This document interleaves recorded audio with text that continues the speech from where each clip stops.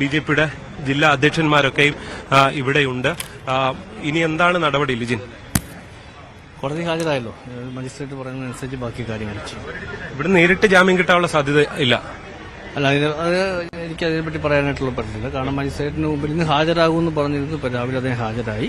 ബാക്കി കാര്യങ്ങൾ കോടതിയുടെ നിർദ്ദേശം അനുസരിച്ച് മജിസ്ട്രേറ്റ് പറയുന്നതനുസരിച്ച് ബാക്കി കാര്യങ്ങൾ. പാർട്ടിയുടെ ഒരു തീരുമാനം കൂടി കൊണ്ടാണോ ഇങ്ങനൊരു ഹാജരാകൽ? പോലീസ് സ്റ്റേഷനിൽ ഹാജരാകുന്നു, പിന്നീട് ഒരു മാറ്റം സംഭവിക്കുന്നത്?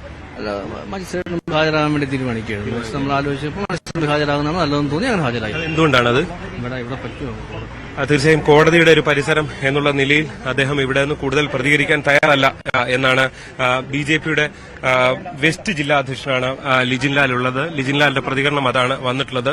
സ്വാഭാവികമായും ഇവിടെ ബിജെപി പ്രവർത്തകരൊക്കെ ഇതാ തടിച്ചുകൂടിയിരിക്കുന്നു. അത്യന്തം നാടകീയമായ രംഗം എന്ന് തന്നെ പറയാൻ കഴിയുന്നു. ഇതാ PC ജോർജ് ഈ കോടതിയിൽ ഹാജരാക്കിയിരിക്കുന്നു. ഇനി തീർച്ചയായും മജിസ്ട്രേറ്റ് തന്നെയാണ് തീരുമാനമെടുക്കേണ്ടത്. കൂടുതൽ പോലീസ് ഉദ്യോഗസ്ഥരൊക്കെ ഈ വിവരം അറിഞ്ഞുകൊണ്ട് ഇവിടേക്ക് എത്തുന്ന കാഴ്ചയാണ് നമുക്ക് കാണാൻ സാധിക്കുന്നത്. ഈരാറ്റുപേട്ട SHOയുടെ ദൃശ്യം നമുക്ക് കാണാം. അങ്ങനെ പോലീസിന്റെ ഒരു വലിയ ബന്ദോബസ്ത് തന്നെ ഇവിടെ ഉണ്ട് എന്ന കാര്യത്തിൽ യാതൊരു സംശയവുമില്ല. എന്തായാലും വലിയ രീതിയിലുള്ള മുന്നൊരുക്കങ്ങൾ പോലീസിന്റെ ഭാഗത്തു നിന്നൊക്കെ നൽകിയിരുന്നു. പക്ഷെ അതിനെല്ലാം മറികടന്നുകൊണ്ട് PC ജോർജ് കോടതിയിൽ ഹാജരായിരിക്കുന്നു. അതിന്റെ ദൃശ്യങ്ങളാണ് നമുക്ക് ലഭിച്ചിരിക്കുന്നത്. എന്തായാലും വളരെ പ്രധാനപ്പെട്ട നാടകീയമായ ചില നീക്കങ്ങൾ ഉണ്ടായിരിക്കുന്നു എന്ന് തന്നെ പറയാം. PC ജോർജ് ഈരാറ്റുപേട്ട കോടതിയിലെത്തിയിരിക്കുന്ന സാഹചര്യം കൂടി ശ്രീജിത്ത്, ഏതായാലും ഇനി എന്ത് എന്നുള്ള കാര്യങ്ങൾ വ്യക്തമായി വിട്ടുപറയാത്തൊരു സാഹചര്യം. ആരോഗ്യ പ്രശ്നം, നേരത്തെ പറഞ്ഞതുപോലെ ആരോഗ്യ പ്രശ്നങ്ങളുണ്ട്, അത് കോടതി തീരുമാനിക്കട്ടെ എന്ന്. മുൻകൂർ ജാമ്യവുമായിട്ട് ബന്ധപ്പെട്ട് കോട്ടയം മുൻസിഫ് കോടതി എടുത്ത നിലപാട്, ഹൈക്കോടതി സ്വീകരിച്ച നിലപാട്, നടത്തിയ വിമർശനങ്ങളെല്ലാം നിൽക്കുമ്പോൾ സുപ്രീം കോടതിയിൽ അപ്പീൽ നൽകാനുള്ള ഒരു സാഹചര്യമൊക്കെ ഉണ്ടായിരുന്നു. ഇതൊരു പാരലായിട്ട് അത്തരം കാര്യങ്ങൾ കൂടി നിയമ വഴികൾ കൂടി നോക്കിക്കൊണ്ടുള്ള ഒരു നീക്കമാണ് ഇപ്പോൾ നടത്തിയിരിക്കുന്നത് എന്ന് കൂടി വേണമോ മനസ്സിലാക്കാൻ?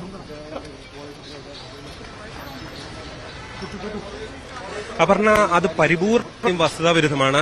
സുപ്രീം കോടതിയിലേക്ക് ഈ ജാമ്യാപേക്ഷയുമായി മുന്നോട്ട് പോകില്ല. അതാണ് നമ്മൾ കുറെ തവണയായി പറഞ്ഞുകൊണ്ടിരിക്കുന്ന കാര്യവും. അതായത് സുപ്രീം കോടതിയിലേക്ക് പോകുന്നുവെങ്കിൽ PC ജോർജിന് മാറി നിന്ന ശേഷം മുൻകൂർ ജാമ്യാപേക്ഷയ്ക്ക് സമീപിക്കാമായിരുന്നു.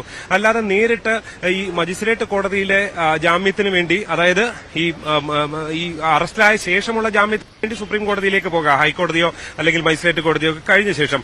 ഇതിപ്പോ ഹൈക്കോടതി തള്ളിയ സാഹചര്യത്തിൽ അവർ സുപ്രീം കോടതിയിലേക്ക് പോകണ്ട എന്ന തീരുമാനത്തിലേക്ക് തന്നെ എത്തിയിരുന്നതാണ്. അതിന്റെ ഭാഗമാണ് ഈ ഹാജരാകാനുള്ള നോട്ടീസ് നൽകിയത് തന്നെ. അതായത് PC ജോർജ് ഹാജരാകാൻ തീരുമാനിച്ചിരുന്നത് തന്നെ അതുകൊണ്ടാണ് എന്ന് വ്യക്തമാണ്. ഇനിയുള്ളത് ഇനി ഇവിടെയുള്ള നടപടിക്രമങ്ങളാണ്. ഒരുപക്ഷെ 1-2 ദിവസത്തിനുള്ളിൽ PC ജോർജ്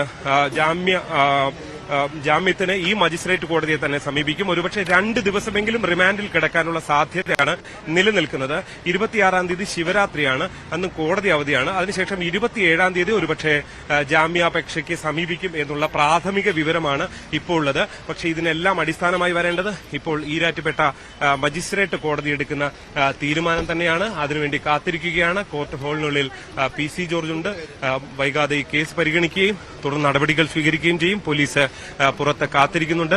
വൈകാതെ പോലീസിന് കൈമാറാനുള്ള സാധ്യതയുണ്ട്. പക്ഷെ അത് നിയമപരമായ നടപടിക്രമങ്ങൾ പൂർത്തിയാക്കേണ്ടതുണ്ട്. അതിനുശേഷമായിരിക്കും ഈ നടപടികളിലേക്ക് കടക്കുക. എന്തായാലും വളരെ നാടകീയമായ രംഗങ്ങൾക്ക് ഈരാറ്റുപേട്ട കോടതി സാക്ഷിയാകുന്ന കാഴ്ചയാണ് നമുക്ക് കാണാൻ സാധിക്കുന്നത്.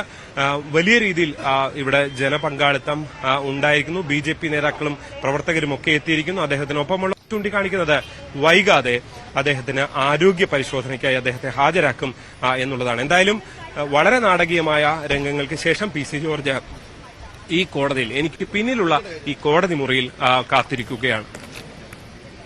അപർണ, പോലീസ് ഈരാറ്റുപേട്ട കോടതിക്ക് മുൻപിൽ കാത്തു നിൽക്കുന്ന സാഹചര്യം കൂടിയാണ്. നിയമ നടപടിക്രമങ്ങൾ പൂർത്തിയാക്കിയ ശേഷമാണ് ഇനി PC ജോർജിനെ കൈമാറുന്ന ഒരു ഘട്ടത്തിലേക്ക് അങ്ങനെ ഉണ്ടെങ്കിൽ കടക്കുക. ഏതായാലും നാടകീയമായ രംഗങ്ങൾക്കാണ്. BJP അവിടെ ഉണ്ടായിരുന്ന ഈരാറ്റുപേട്ട പോലീസ് സ്റ്റേഷനിലുണ്ടായിരുന്ന BJP നേതാക്കന്മാർക്ക് പോലും വ്യക്തമായിട്ടുള്ള ഒരു ധാരണ ഉണ്ടായിരുന്നില്ല PC ജോർജ് സ്റ്റേഷനിൽ എത്തുമോ ഇല്ലയോ എന്നത് സംബന്ധിച്ച്. നേരത്തെ ശ്രീജിത്ത് പറഞ്ഞ പോലെ ഷോൺ ജോർജ് അടക്കം പറഞ്ഞത് ഇനിയുള്ള കാര്യങ്ങൾ മാധ്യമങ്ങളോട് പറയാൻ കഴിയുകയില്ല എന്നുള്ള കാര്യം കൂടിയായിരുന്നു. 2 ദിവസം പോലീസ് PC ജോർജിന്റെ വീട്ടിലെത്തി. പക്ഷേ ജോർജ് നോട്ടീസ് കൈപ്പറ്റിയില്ല, അദ്ദേഹം സ്ഥലത്തുണ്ടായിരുന്നില്ല എന്നുള്ള വിവരമാണ് ലഭിച്ചിരുന്നത്. അത് കഴിഞ്ഞിട്ട് മുൻകൂർ ജാമ്യാപേക്ഷ ഹൈക്കോടതി തള്ളുക കൂടി ചെയ്തതോടുകൂടി അറസ്റ്റിലേക്ക് നീങ്ങും എന്നുള്ള സൂചനകൾ വന്നിരുന്നു. അപ്പോൾ BJP നേതാക്കന്മാർ വലിയ തരത്തിലുള്ള ആരോപണങ്ങൾ ഉന്നയിച്ചു. പിണറായി സർക്കാർ നടത്തുന്ന രാഷ്ട്രീയ നീക്കമാണ് എന്നുള്ള ആരോപണങ്ങളാണ്. ഇപ്പോഴും ആ ആരോപണങ്ങളിലൊക്കെ വീണ്ടും ആവർത്തിക്കുന്ന ഒരു സാഹചര്യം കൂടിയുണ്ട്. ശ്രീജിത്ത്, BJP നേതാക്കന്മാർ കഴിഞ്ഞ തവണ നേരത്തെ പറഞ്ഞതുപോലെ അന്ന് BJP നേതാവായിരുന്നില്ല PC ജോർജ്, പക്ഷെ ഇപ്പോൾ പിന്തുണ നൽകിക്കൊണ്ട് ഇങ്ങനെ ഒരു അറസ്റ്റിലേക്ക് അല്ലെങ്കിൽ പോലീസിന് കൈമാറുന്ന രീതിയിലേക്കൊക്കെ ഉണ്ടായാലും പിന്തുണ നൽകിക്കൊണ്ട് അവിടെ ഉണ്ടാകും BJPയുടെ പ്രധാനപ്പെട്ട നേതാക്കന്മാരെല്ലാം എന്നൊരു തീരുമാനമാണോ? ആരെല്ലാം ഉണ്ട്?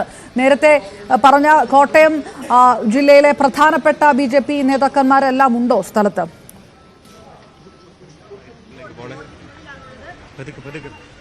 തീർച്ചയായും കോട്ടയം ജില്ലയിലെ BJP നേതാക്കൾ എല്ലാവരും തന്നെ ഇവിടെയുണ്ട്. ഞാൻ നേരത്തെ ചൂണ്ടിക്കാണിച്ച ആ നേതാക്കളുടെ ഒരു വലിയ നിര തന്നെ, അതായത് കോട്ടയത്തെ BJP മുഖങ്ങൾ എല്ലാവരും തന്നെയുണ്ട്. പല ഘട്ടങ്ങളായി മാധ്യമങ്ങളോട് സംസാരിച്ചുകൊണ്ട് നിൽക്കുന്ന ഒരു സാഹചര്യമാണ് നമുക്കിവിടെ കാണാൻ സാധിക്കുന്നത്. ഇപ്പോൾ PC ജോർജിന്റെ ഈ മണ്ഡലത്തിലുള്ളത് അദ്ദേഹം നേരത്തെ നമ്മൾ ലിജിനോട് സംസാരിച്ചു. റോയ് ചാക്കോ ഈസ്റ്റ്, കോട്ടയം ഈസ്റ്റ് ജില്ലയുടെ അധ്യക്ഷനാണ്. ഇനി എന്താണ് നിങ്ങളുടെ പ്രവർത്തകരുടെ നേതാക്കളുടെ ഒക്കെ ഒരു തീരുമാനം? കോടതിയിൽ ഹാജരാക്കിയിട്ടുണ്ട്. അവിടുന്ന് ജഡ്ജി പറയുന്ന അനുസരിച്ചുള്ള കാര്യങ്ങൾ പാർട്ടി സംസ്ഥാന ഘടകമായിട്ട് ആലോചിച്ചതിന് ശേഷം ചെയ്യും. പ്രകടനം, പ്രതിഷേധം അങ്ങനെയൊന്നുമില്ല.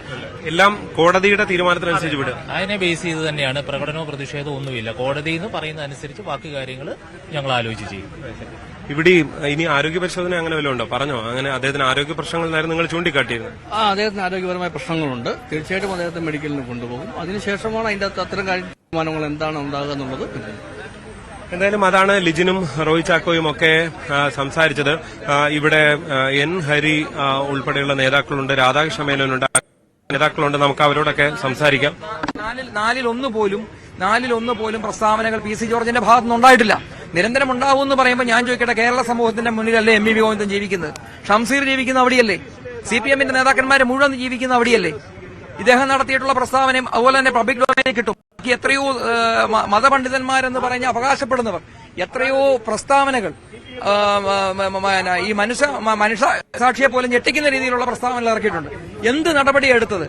ഇപ്പൊ നിങ്ങൾ പറയുന്ന അനുസരിച്ച് കോടതിയിൽ ഒരാൾ കേസ് കൊടുത്തു. എത്രയോ കേസുകൾ ഈ കോടതികളിൽ അല്ലെങ്കിൽ പോലീസ് സ്റ്റേഷനിലുണ്ട്. നിങ്ങൾ എന്ത് ഒരു പേനയെങ്കിലും ചലിപ്പിക്കാൻ തയ്യാറായിട്ടുണ്ട്. അപ്പൊ ഇത് ചില ആളുകളെ വേണ്ടിയിട്ട്, ചില ആളുകളെ തൃപ്തിപ്പെടുത്തുവാൻ വേണ്ടി, ചില ആളുകളെ അതിന്റെ നാടകം, അവസാനത്തെ നാടകമാണ് PC ജോർജിന്റെ വീട്ടിൽ രാവിലെ പോലീസ് വന്നിട്ട് ഞങ്ങള് ബലം പ്രയോഗിച്ചു കൊണ്ടുപോകുന്നത്. അതുകൊണ്ട് തന്നെയാണ് അത്തരത്തിൽ വേണ്ട എന്നുള്ള നിലയിൽ ഈ കോടതിയിലേക്ക് തന്നെ വരാനുള്ള തീരുമാനത്തിലേക്ക് അവസാനം എത്തിച്ചേർന്നത്. സംശയമായിരിക്കുന്നത് അത്തരത്തില് അവർക്ക് വേണമെങ്കിൽ DVSP ഒരു കത്ത് കൊടുത്തിട്ടുണ്ട്. അദ്ദേഹം ഏറ്റവും വലിയ, ഞാൻ മുമ്പ് സൂചിപ്പിച്ചു, കേരളത്തിൽ ഏറ്റവും കൂടുതൽ ഈ സാമാജികനായിട്ടുള്ള ആളാണ്. അപ്പൊ അദ്ദേഹം കയറുമെന്നൊരു ഉറപ്പാന്ന് പറഞ്ഞാണ്. അപ്പൊ ആ ഒരു അവസ്ഥയിൽ വീണ്ടും ഇത്തരത്തിലേക്ക് ചെയ്യുക എന്ന് പറയുന്നത് ഒരു സ്വാർത്ഥ താല്പര്യത്തിന്റെയും ഞാൻ പറഞ്ഞല്ലോ ചില ആളുകളെ സന്തോഷിപ്പിക്കുന്നതിന് ആ ഒരു അത് വേണ്ട എന്നുള്ള തീരുമാനം ഞങ്ങൾ എടുത്തുകൊണ്ടാണ് ഇത്തരത്തിലേക്ക് ഒരു തീരുമാനത്തിലേക്ക് വന്നത്.